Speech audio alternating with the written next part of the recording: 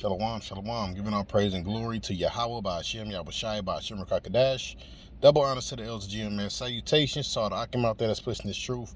Also, shalom to the rest of the hopeful elect. And quick lesson, all right, scripture I was pondering on, all right, as I was driving was 1 Corinthians, the 7th chapter, right? And in the second verse. Now, this is a scripture that, people use to say, okay, you can't have more than one woman, all right? Now, I'm not promoting having more than one woman, all right? But you have to teach the right things. And also, in these times, all right, you don't need more than one woman anyways, all right? For the most part, all right, from the brothers that I actually done been around, hell, 9 out of 10 brothers, all right, got one woman, all right? So that's not nothing that's really being pushed amongst us, is to get multiple women, all right? Because why? Like Apostle Paul said, he said all things are lawful, but what? Not expedient, all right? Which you probably grabbed that. Okay, now this is 1 Corinthians, let's start from 1. It says, now concerning the things whereof he wrote unto me, it is good for a man not to touch a woman, all right? Because why? Paul was more focused. He was more focused on the ministry, all right? Women are what? Women are a damn distraction, all right? But if you have a woman, all right, right in this same chapter, it says what? Render to her due benevolence, which means what? You're going to have to deal with this woman, all right? You're going to have duties, all right, that you have to actually deal with this woman, okay? So that's what makes that woman a distraction, okay? Which, it's hard for Jake to, stay away from that box, man. Jake be needing some comfort in his fucked up ass captivity, man. It says, verse 2, nevertheless, this is the point right here, nevertheless, to avoid fornication, all right, or what? To avoid sin, all right, let every man have his own wife, and let every woman have her own husband. Now, why did Paul write that? Now, somebody will read that and be like, hey, well, that's the end of it, right? You can't have more than one woman, which, that's something, people use to say, you see, you can only have more than one woman. Let's go to the 5th chapter, all right? 1 Corinthians, all right? This is why Paul said this, all right? Because this is what was going on amongst the churches, all right? Paul was getting on them. 1 Corinthians 5:1. It is reported commonly that there is fornication among you, all right? And such fornication as is not so much as named among the Gentiles. Now, the word Gentiles right here is not talking about the Israelite form. It's talking about what? The heathen Gentiles. Paul said, look, man, what's going on? Look, the heathens not even doing this. It says that one should have his father's wife, showing you Jacob's going the hell off, man. All right? Going clean off, man. Now, let's check out that word fornication, which I was saying fornication just simply means sin, period, all right? Let's go into the definition of it, all right? Which, this is where you get the word porn from, all right? Porneia, illicit sexual intercourse, all right? Adultery, fornication, homosexuality, lesbianism, intercourse with the animals, etc. Sexual intercourse with close relatives, which is what? Breaking the law, all right? That's break. You're not supposed to do that. Matter of fact, let me read the rest of this meaning real quick. It says, metaphorically, the worship of idols, you see? Which is what? All that is breaking the law, okay? Now, let's go, hold on, slip my mind real quick. Damn, see? That's why we got to get out these damn bodies, man. These bodies ain't shit, okay? These bodies is through. Slip my mind that fast. Oh, here we go right here. Let's hit the law real quick. Leviticus 18:8. It says, Leviticus 18:8. Thou nakedness of thy father's wife, thou shalt not uncover. It is thy father's nakedness, all right? So you're not supposed to sleep with your father's wife, which we all know. This is something naturally you should just know, okay? Which that was something Jake was doing in the ancient world, man. Jake was going the hell off. And that's how we always end up in these crazy ass predicaments, man. In captivity. All right, now let's go to Corinthians Let's go to the 10th chapter real quick. Grab a precept right there real quick to back up what I was saying. Here we go right here. Like I was saying, hey, it's not something that you have to do. You don't have to have more than one woman. All right? And we ain't in that time for that anyways. 1 Corinthians 10 and 23, it says, all things are lawful for me. All right? Which what? He's speaking about what? The things that are what? According to the law. It says, but all things are not expedient. Okay? Which means what? You don't have to have more than one wife. Or perfect example. The word expedient means profitable, man. All right? Having 8 wives, all right, in this society, it's not profitable. If anything, you're gonna bring more stress, all right, and more confusion, all right, to your household, man. All right, and it's written, all right, hold on, let's grab something real quick. Let's put in household.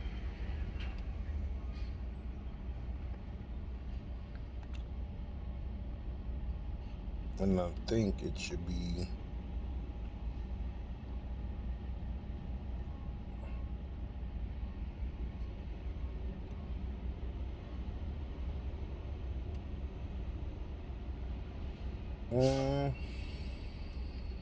what is that scripture? I can't think of that scripture.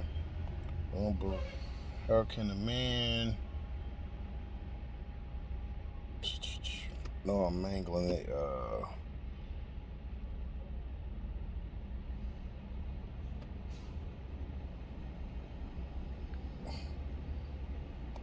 Let's see. Here we go, right here. All right. Which, matter of fact, we'll just read this too. This is First Timothy. We're gonna read down into it. 1 Timothy 3 and 1. It says, "This is a true saying: if a man desire the office of a bishop, he desireth a good work." Which, like I was saying, most brothers, all right, they really in the office of a bishop, man. All right, which a bishop is also a leader of the church, but most, as far as like the one wife thing, most brothers take on that office, man. You know, it says a bishop then must be blameless, the husband of one wife, which means what? It's not saying you can't have another woman, but if you're gonna be a bishop or a leader, guess what? You gotta have one woman, man. Okay?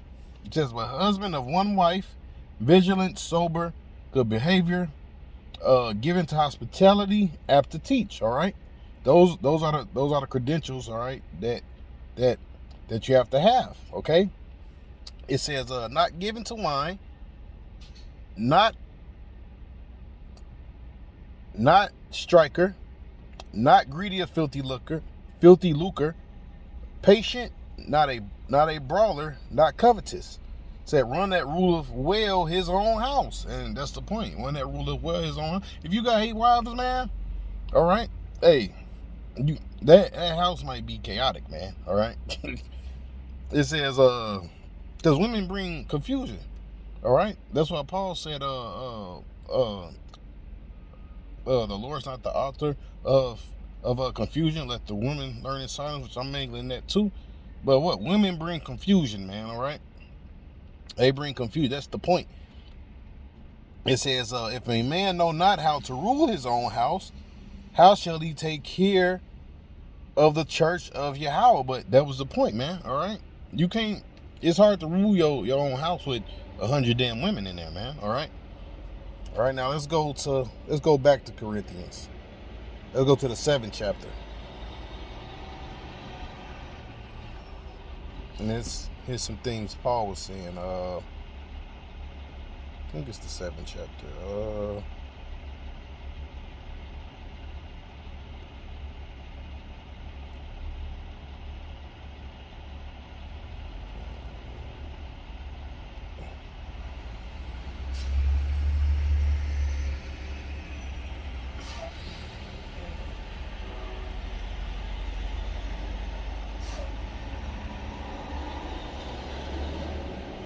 Hold on. I think it's the 7th chapter. Give me 1 second.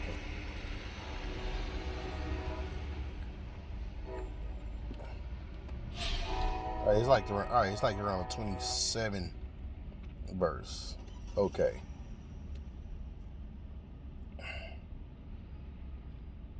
All right, now this is Paul talking about dealing with a woman. Okay.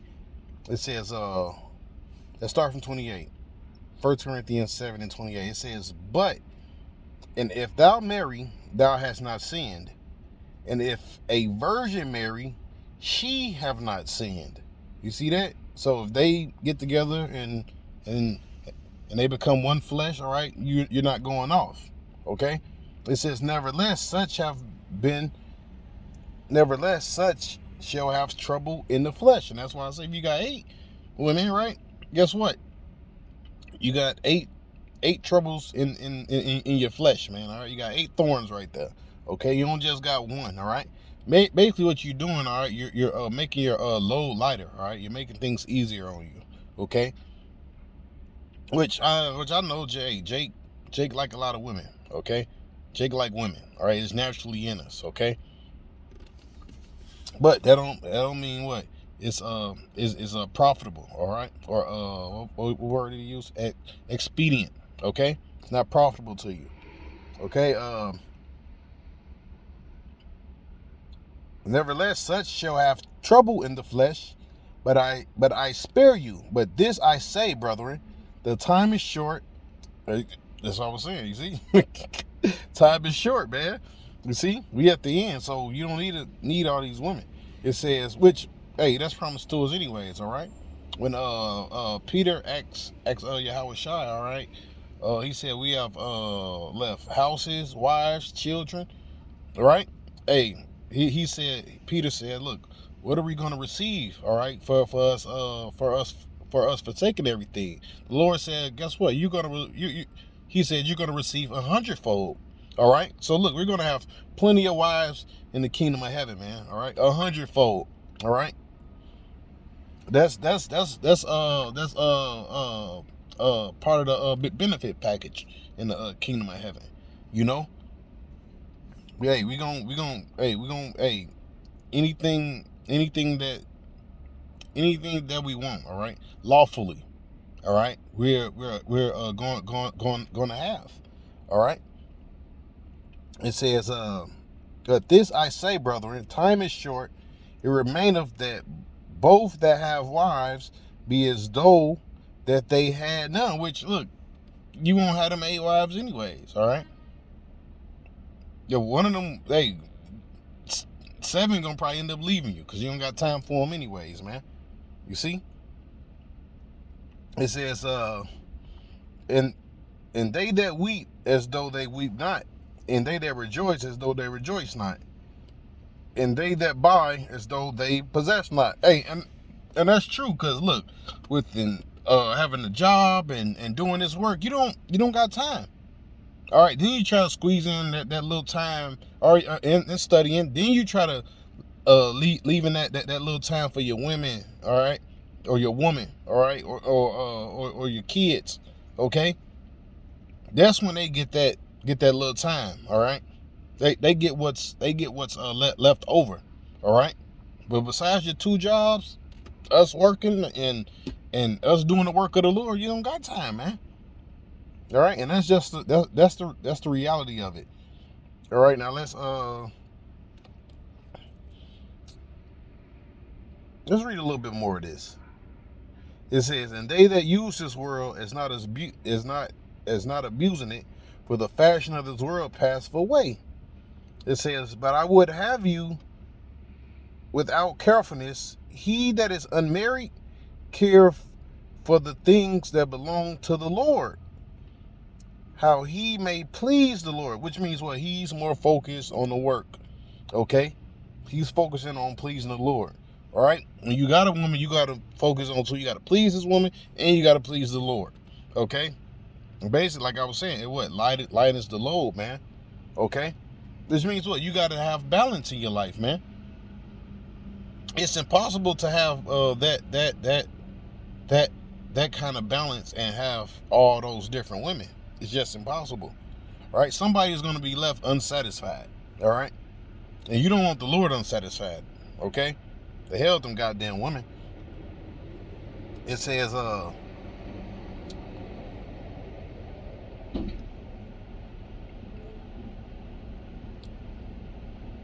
and he that is unmarried care for the things that belong to the Lord, and how he may please the Lord. But he that is married care for the things of the world, and how he may please his wife. You see? Because you gotta please her too, man. There is a difference also between a wife and a virgin. An unmarried woman care for the things of the Lord, and that she may be holy, both in body and in spirit. But she that is married care for the things of the world, and how she may please the sea is what? Vice versa, man. Vice versa. And this I speak for your own profit, not that I may cast a snare upon you, but that which is calmly, that ye may attend upon the Lord without distraction. That's what the Lord wants, man. He wants your damn, slipped my mind. All right, he wants your attention. All right, 100% attention. All right, just like your woman. All right, your woman. Hey, your woman. She want all your time. All right. She gonna go places. She gonna always gonna be up under you. All right, but look, you gotta use.